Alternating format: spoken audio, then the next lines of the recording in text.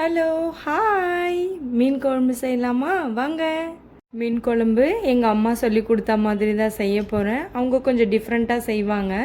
கொத்தமல்லி, கருவேப்பிலை, பூண்டு, தக்காளி, வெங்காயம்.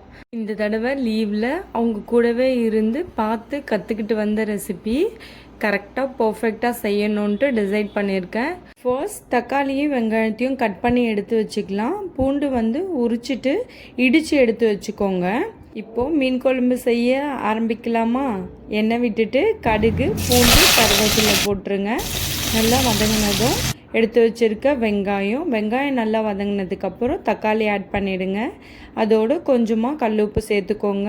வதங்கிறதுக்குள்ளே நம்ம புளியை சுடு தண்ணியில் ஊற வச்சு எடுத்துக்கலாம்.